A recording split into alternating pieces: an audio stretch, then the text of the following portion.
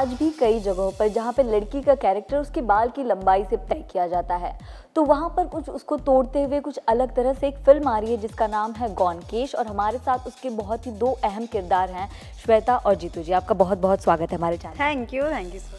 Thank you. तो श्वेता, सबसे पहले मैं आपसे जानना चाहती हूँ कि ये जब कैरेक्टर आपको ऑफर हुआ, ये किरदार ऑफर हुआ, तो आपको ऐसा क्यों लगा कि इस कैरेक्टर को पर्दे पर जीना बहुत ज़रूरी है, लोगों तक ये बात पहुँचनी चाहिए?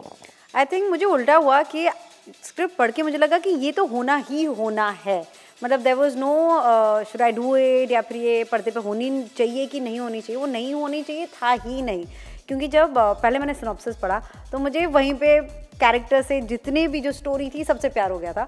फिर मैंने स्क्रिप्ट पढ़ी तो मुझे और ज़्यादा प्यार हो गया। फिर जब मैं कासिम से मिली जो कि डेब्यू कर रहे हैं गॉनकेश के साथ, तो मुझे बहुत ही वो फील गुड वाली फीलिंग होती है ना कि यार ये एक अलग स्टोरी है, एंड जितनी अलग है उतनी ही सिंपल है। And I think that's what I like most about गॉनकेश कि ये जो कंडीशन के बारे में हम बात कर रहे हैं, alopecia, but at the same time the film is about relationships और इट्स अबाउट फीलिंग्स, एंड कि वो सबके पास है यार। ये बहुत ही ह्यूमन नेचर है आई थिंक। तो इट डजेंट मैटर कि आप कौन से शहर में बॉर्न ब्रॉट अप हुए हो, या फिर आपका कॉम्प्लेक्शन क्या है, या फिर आपके बाल कितने हैं। वो जो ह्यूमन इमोशंस होते हैं वो सबके सेम है। सो आई थिंक वो कहीं हमें रिस्पेक्ट करना चाहिए, and I am really hoping जब मूवी लोग देखेंगे तो उनको भी ये लगेगा। आपको वेब सुपरस्टार कहा जाता है, लेकिन इतनी कामयाबी, मतलब वेब पे इतनी कामयाबी के बाद आपको वुमेन ओरिएंटेड फिल्म मिली, तो जब पहले आपको स्टोरी बताई गई, किरदार बताया गया, तो आपका रिएक्शन क्या था उस वक्त? यस कि मैं करूँगा ये फिल्म। तो अपने किरदार के बारे में बताएं, क्योंकि एक वुमेन ओरिएंटेड फिल्म में हमेशा जो मेल का किरदार थोड़ा कम होता है। तो सो सॉरी, मैं जीतू का ये कट कर रही हूँ, लेकिन मुझे नहीं लगता ये वुमेन ओरिएंटेड फिल्म है। जस्ट बिकॉज पोस्टर पे एक लड़की है, that does not mean it's a story oriented film. And मतलब ये जैसे आप कह रहे हैं कि वुमेन ओरिएंटेड, अब ये जब भी कोई भी फिल्म निकलती है, चाहे बी इट गली बॉय और सिम्बा या ये सब, तो हम ये नहीं कहते मेल ओरिएंटेड, उसको हम मान के चलते कि ये कहानी है। तो अभी इसके लिए वुमेन ओरिएंटेड क्यों कहा जा रहा है? मतलब I am just saying that it's, I would say it's story relationship oriented if anything at all, but it's not a women oriented. तो मतलब नजरिया बिल्कुल बदल दिया गया है। तो आप कैरेक्टर की बात करते हैं। हाँ, मतलब सबसे पहले मैंने कहानी पढ़ी। जो कहानी है वो एक फैमिली के बारे में है कि उसमें एक लड़की ऐसी होती है, मीनाक्षी जिसका नाम है, जो श्वेता ने प्ले किया है, कि उसको एक विचित्र किस्म की बीमारी है, डिजीज़ है एलोपेशिया, जिसमें बाल झड़ जाते हैं। तो उससे वो फैमिली कैसे स्ट्रगल करती है, वो लड़की कैसे स्ट्रगल करती है, और जो उससे जुड़े हुए लोग हैं, जो उसके इम्पॉर्टेंट पार्ट हैं लाइफ में, वो उस चीज़ से कैसे डील और स्ट्रगल करते हैं, तो उसके बारे में कहानी। तो मुझे काफ़ी अच्छा कैरेक्टर लगा। कहीं से भी मुझे ऐसा ये नहीं लगा पढ़ के कि इस कैरेक्टर को, ये मेल ओरिएंटेड फिल्म नहीं है। उसमें मतलब दो मेल कैरेक्टर्स हैं, लाइक जो उनके फादर हैं, एक मैं हूँ और उनकी एक मॉम है, और ये हैं दो फीमेल्स हैं, दो मेल्स हैं। ऐसा कहीं से भी ये नहीं है कि मेल ओरिएंटेड या फीमेल ओरिएंटेड, ऐसा कहीं से भी लिखा हुआ नहीं है। मतलब ऐसा आपको फील नहीं आएगा। फिल्म देख के आपको पता चलेगा कि ये वैसी फिल्म भी नहीं है कि आपको कुछ ऐसा ये सब उसको एक कुछ कैटेगरीज में डालने की ज़रूरत है। ये एक अच्छी कहानी है और बहुत सारे कैरेक्टर्स हैं, सब ने मतलब सबका अपना अपना पार्ट है, और काफ़ी इंटरेस्टिंग फिल्म है। आपसे जानना चाहती हूँ कि जो कैरेक्टर आप प्ले कर रही हैं, आप अपनी पर्सनल लाइफ से कितना रिलेट करती हैं? क्या आदतें उसकी कुछ रिलेट करती हैं? तो मीनाक्षी और मेरे I think the poles apart, क्योंकि जो जिस वजह से हम बॉर्न ब्रॉट अप भी हुए, जो शहर की भी अगर हम बात कर रहे हैं, तो I am from Delhi, and Meenakshi यानी जो पूरी फैमिली है, पूरी स्टोरी वो सिलीगुड़ी में बेस्ड है। तो I think there are lot of things that I learn from Meenakshi, but and I just think she is a better human being than me in terms of जो कॉन्फिडेंस है उसे अपने आप में, जो the way she cares about people, जो सारे emotions हैं। And I can't even imagine कि अगर मेरे साथ ये होता तो मेरे क्या रिएक्शंस होते, या फिर मेरी लाइफ कैसी होती। And I think she is very brave, क्योंकि ये सबको लगता है अरे बाल ही तो हैं, बाल कम है, बाल नहीं है, व्हाट्स द बिग डील, आपका कुछ लाइफ थ्रेटनिंग नहीं है। लेकिन नहीं, it's how you deal with any situation which makes you who you are, and in their own right I think all of them are super heroes, you know. Even the family जो होते हैं, या फिर जो आपसे प्यार करता है, they love you for who you are. And वो फिजिकल अपीयरेंस, ये क्लीशे है जो हम बहुत सुनते हैं ना कि beauty is internal and inner beauty is more important than outer beauty.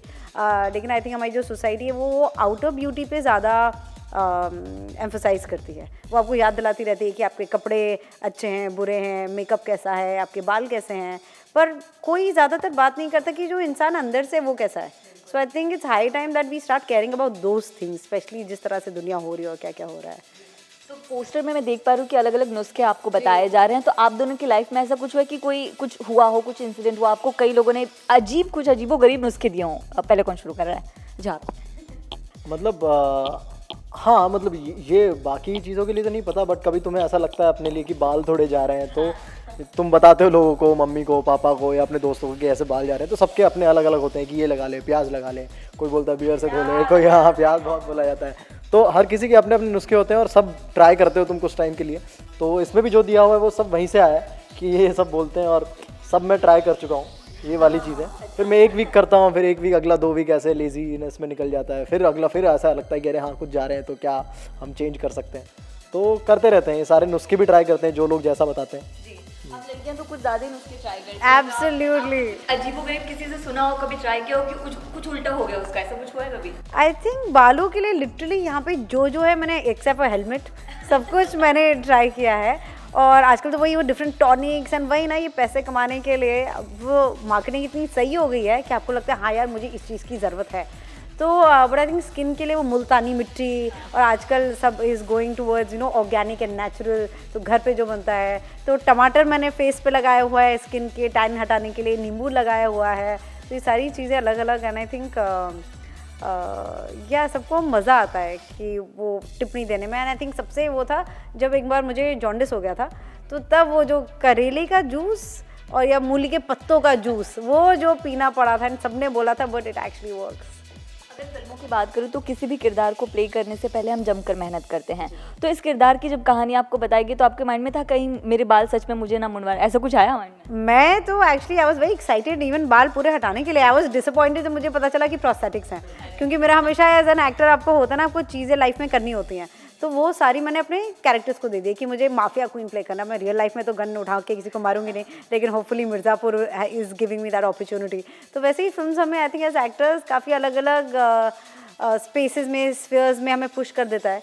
तो अगर बाल भी मुड़वाने पड़ते तो वो कैरेक्टर के लिए I would have definitely done it without giving it a thought. Shweta हमेशा से ही काफ़ी कूल रही हैं, तो सेट पे भी मस्ती करते दिखिए, आपको कुछ प्रैंक किया क्योंकि आपका डेब्यू था, आपको परेशान तो नहीं किया उन्होंने? नहीं, बिल्कुल भी परेशान तो नहीं किया।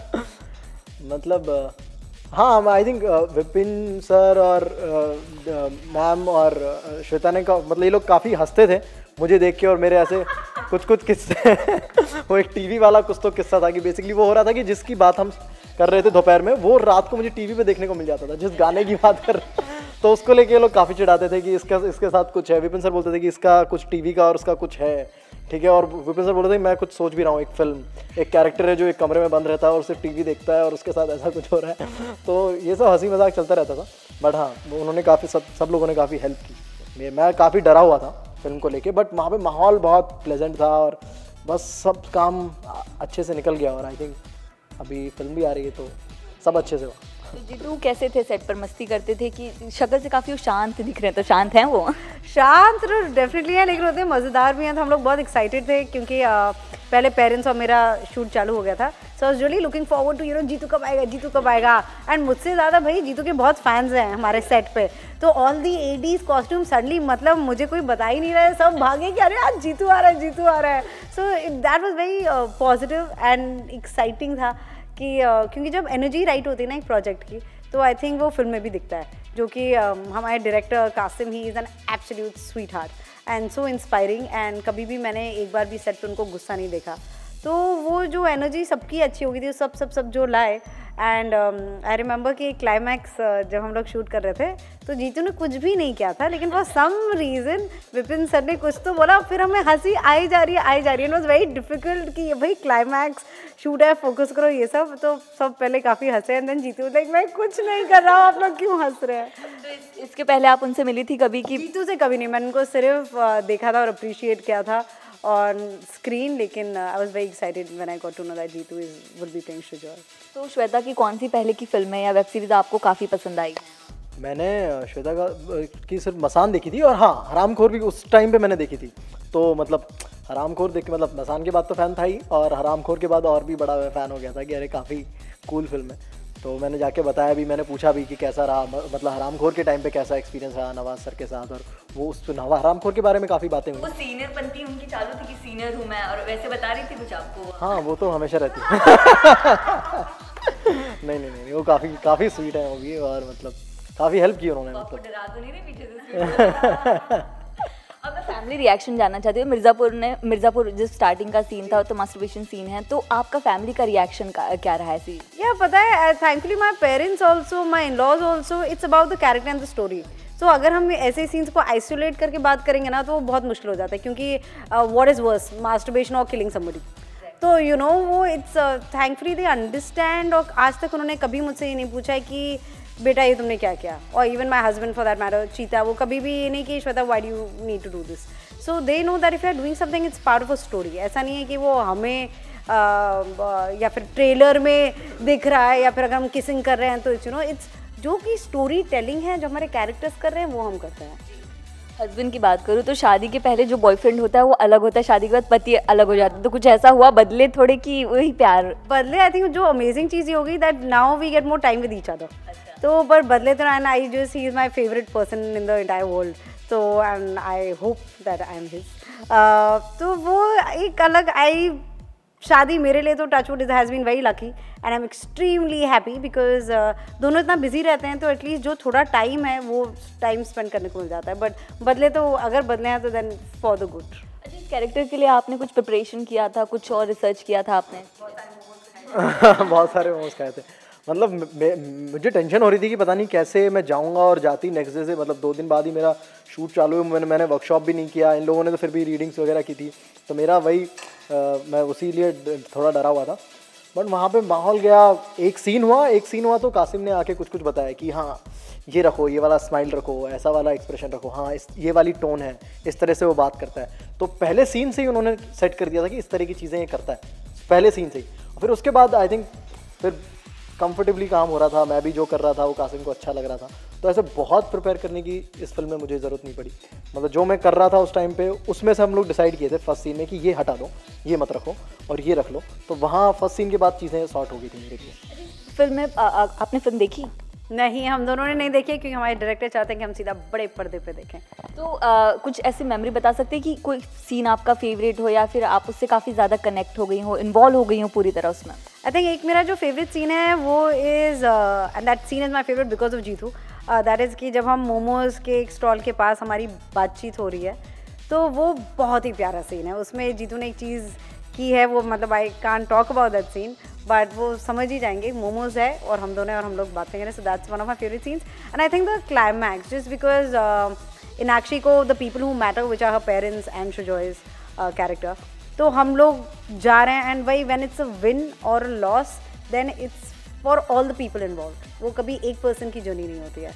तो आई थिंक ये दो बहुत मेरे लिए बहुत स्पेशल थे। मोमोज की बात हुई तो सच में किसी ने सबसे ज़्यादा मोमोज खाए? हम लोग सीन के बीच में, इनफैक्ट एक मॉल में सीन है जब हम लोग निकल रहे हैं, एंड लिटरली जब कैमरा एंगल चेंज हो रहा था तो वी वर लाइक हमें मोमोज खाएं, अरे सॉस, एंड जल्दी से खा के एंड कासिम लाइक खा लो, तो हम जल्दी से खा के वापस फिर अपने सीन के लिए रेडी हो जाते थे। So that was a lot of fun. तो अगर लड़कियों को एडवाइस देने कि बाल झड़ते, कई सारी चीज़ें उन्हें बोली जाती है, तो एक कॉन्फिडेंस बिल्ड करना है उनमें, तो आप उनको क्या कोई बात कहनी चाहेंगे? आई थिंक चाहे बाल हो या स्किन हो, आपको बस अपने health is the most important. तो अगर आप उसका ख्याल रखेंगे तो बाकी सब कुछ हो जाएगा। आप मतलब एक्सरसाइज कीजिए, नॉट बिकॉज पूरी दुनिया करिए, but because it's just good to have all your organs and limbs working and fit, कि कल को आपको माउंटेन ट्रैकिंग करनी हो या फिर आपको स्विम करनी हो, तो you should be fit enough to do live all those dreams and travel as much as possible.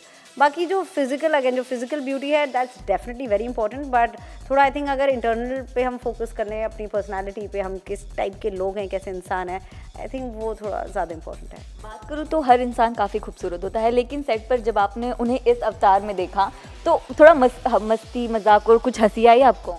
तो हाँ, मतलब उसका ये था पूरा इन लोगों का गिग कि हम ये लोग मुझे दिखाएंगे नहीं कि क्या लुक है। तो मैं 4-5 दिन तक था सेट पे, लेकिन मुझे ये वाला लुक ये लोगों ने छुपा के रखा था कि एकदम जब वो सीन हो रहा होगा, जब मैं पहली बार उनको ऐसे देखता हूँ फिल्म में, तो तभी मुझे देखने को मिलेगा कि वो क्या असली रूप है। तो वो देखा मैंने सीधा शॉट में, मतलब ड्यूरिंग द शॉट देखा मैंने, और शायद कुछ कैप्चर भी मतलब मिला, कुछ भी मिला होगा उनको मेरा एक्सप्रेशन, जो रियल एक्सप्रेशन है। नहीं, वो हंसने वाला सीन नहीं था, मतलब हंसने वाला विजुअल था नहीं मेरे लिए, ठीक है, कहीं से भी मैं शॉक्ड ही था। तो आई थिंक शॉक्ड और इमोशनल चाहिए था, तो इमोशनल तो शायद मिला नहीं होगा कासिम को, शॉक्ड ही था कि ये क्या देख रहा हूँ। तो आई थिंक पहली बार मैंने ड्यूरिंग द शॉट ही देखा उनको, तो काफ़ी फन था। मिर्ज़ापुर 2 पे आती हूँ मैं, बता दीजिए कुछ तो बता दीजिए क्या होने वाला है। राइटर्स से भी क्रिएटर्स से भी यही कह रहे हैं कि प्लीज़ हमें बता तो दीजिए कि क्या होने वाला है। बस ये मतलब कुछ बहुत सारी प्लानिंग होगी, थोड़ा छोटा मोटा बदला होगा, बट वी हमें सच्ची I swear we have not read even one line from any episode till now, तो हमें भी उतना ही इंतजार है कि होने क्या वाला है। कुछ तो आइडिया होगा कि गोलू गुप्ता और आक्रामक होने वाली। हाँ वो पता है, वो हमारे राइटर का मुझे मैसेज आया था कि आप अपनी गजगामिनी गुप्ता अपनी कलाइयाँ मजबूत कर लीजिए क्योंकि सीज़न 2 में बहुत सारी भारी चीज़ें उठानी है। तो बस अब वो जैसे ही मुझे पता चलेगा हम शूट करेंगे। मई में स्टार्ट हो रहा है शूट, तो जल्दी जल्दी हम रेडी करके आप तक पहुंचाते हैं। गॉनकेश के बाद अपने आने वाले प्रोजेक्ट्स के बारे में भी बता दें अपने। मतलब बहुत सारे प्रोजेक्ट्स हैं जिनके मैं अभी कुछ के तो नाम रिवील नहीं कर सकता, बट हाँ मतलब कुछ एक कोटा फैक्ट्री करके एक शो है तो वो आने वाला है, और एक मैंने जस्ट एक शूट किया है चीज़ केक, तो वो आ रहा है, वो भी बहुत प्यारा सा शो है। बाकी एक फ़िल्म मैंने शुरू गॉनकेश से पहले की थी, वो पोस्ट पे है तो वो आएगी, और बाकी गॉनकेश आ रही है 29 को, तो गॉनकेश की बातें करते हैं पहले। अगर नोटिस करूँ ना तो जितने भी इंटरव्यूज चल रहे थे आपके डेब्यू से सबसे ज़्यादा एक्साइटेड यही बार बार बोल रही है उनका। ऐसा क्यों? क्योंकि मसान वॉज माई डेब्यू, और मुझे वो विकी और मेरे लिए इतना इंपॉर्टेंट था, मतलब वो आई एम श्योर वो रिचा के लिए भी उतनी इंपॉर्टेंट फिल्म थी, बट एक वो जो डेब्यू वाली फीलिंग होती है ना, एंड आई नो कि मेरी तो वो डेब्यू जा चुकी है, तो अब जिसका भी अगर मुझे होता है ना कि डेब्यू है, and I feel out of I think 9 film जो मैंने की हैं उसमें से 6 they have been with debut directors, तो वो I love that energy, I love that feeling, क्योंकि वो जो डेब्यू वाली वो फर्स्ट लव वाली जो बात होती है ना, डेब्यू इज़ लाइक दैट। तो लास्टली आप दोनों मिलकर बता दीजिए ऑडियंसेस को कब आ रही है गॉनकेश? तो गॉनकेश आ रही है ऑन 29 मार्च, एंड जैसे हमने कहा ये जीतू की डेब्यू फिल्म है, तो आप लोग प्लीज़ देखिए और हमें बताइए कि आपको कैसी लगी। Thank you.